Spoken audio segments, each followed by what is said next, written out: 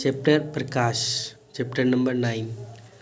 किसी भी वस्तु को हमें दृश्य बनाता है प्रकाश। वे वस्तुएं जो प्रकाश उत्सर्जित करते हैं क्या कहलाते हैं? प्रदीप्त वस्तु।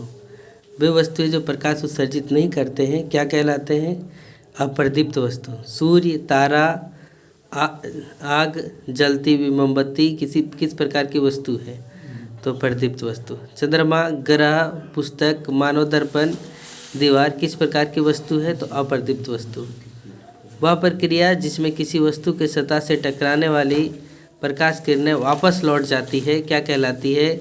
तो प्रकाश का परावर्तन। किसी परावर्तक सतह से टकराने वाली प्रकाश किरण को क्या कहते हैं? तो आपतित किरण। किसी परावर्तक सतह से टकराने के पश्चात निकलने वाली किरण को क्या कहते हैं? तो परावर्तित किरण। प्रकाश की चाल कितनी है? तो 3 लाख किलोमीटर पर सेकेंड या 3 × 10⁸ मीटर पर सेकेंड। प्रकाश के संकीर्ण किरण पुंज को क्या कहते हैं? तो प्रकाश किरण पुंज कहते हैं। आपतित किरण तथा अभिलंब के बीच बने कोण को क्या कहते हैं? तो आपतन कोण। परावर्तित किरण तथा अभिलंब के बीच बने कोण को क्या कहते हैं? तो परावर्तन कोण।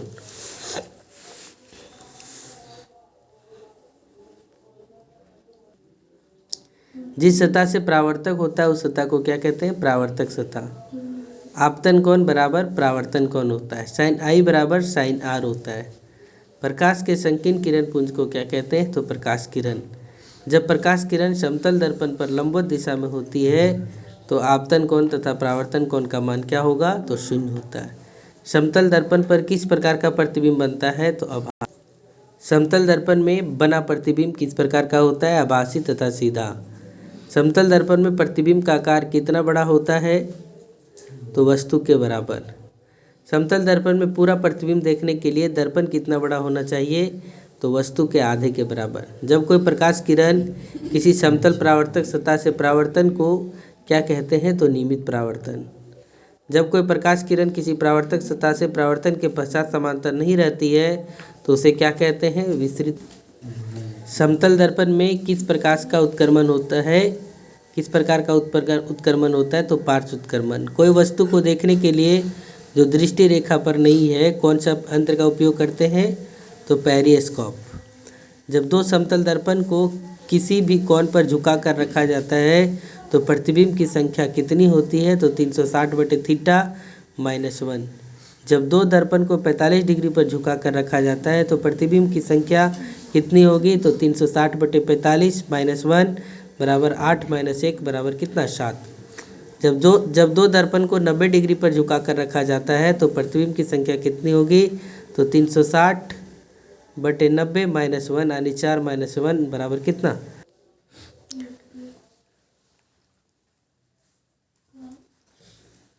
सूर्य का प्रकाश कितने रंगों का मिश्रण है? तो 7 रंगों का। श्वेत प्रकाश को किसी परावर्तक माध्यम से गुजरने के पश्चात 7 रंगों में विभक्त होना क्या कहलाता है? तो वर्ण विक्षेपण। इंद्रधनुष किसका उदाहरण है? तो वर्ण विक्षेपण। मानव नेत्र का आकार कैसा होता है? तो गोलाकार। मानव नेत्र का पारदर्शी भाग को क्या कहते हैं? तो कॉर्निया। कॉर्निया के पीछे गहरी रंग की मांसपेशी को क्या कहते हैं? तो परितारिका। परितारिका में एक छोटा सा द्वार होता है उसे क्या कहते हैं? पुतली। पुतली के आकार को कौन नियंत्रित करता है? तो आइरिस। जब किसी व्यक्ति के नेत्र लाल हो जाते तो किसके बारे में बात करते हैं? आइरिस के बारे में। आँख में किस प्रकार का लेंस होता है? तो उत्तल। आँख में प्रतिबिंब कहाँ बनता है? तो रेटिना पर। आँख से मस्तिष्क से जुड़े हुए कोशिका को क्या कहते हैं? तो दृक् तंत्रिका कोशिका। आँख का वह भाग जहाँ पर प्रतिबिंब नहीं बनता है क्या कहलाता है? अंधबिंदु। आँख में किसी भी वस्तु का प्रतिबिंब कितना देर तक रहता है?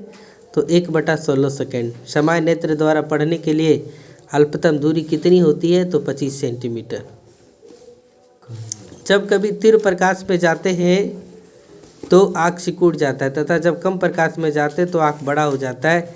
ऐसा कौन सा भाग होता है? तो पुतली। अंधे लोगों को पढ़ने के लिए कौन सी लिपि है? ब्रेल लिपि। हिंदी को पढ़ने के लिए कौन सी लिपि का प्रयोग होता है? तो देवनागरी लिपि। अंग्रेजी को पढ़ने के लिए कौन सा लिपि का प्रयोग होता है? तो रोमन लिपि। नेत्रदान के समय आँख का कौन सा भाग दान करते हैं? तो कॉर्निया भाग को दान करते हैं।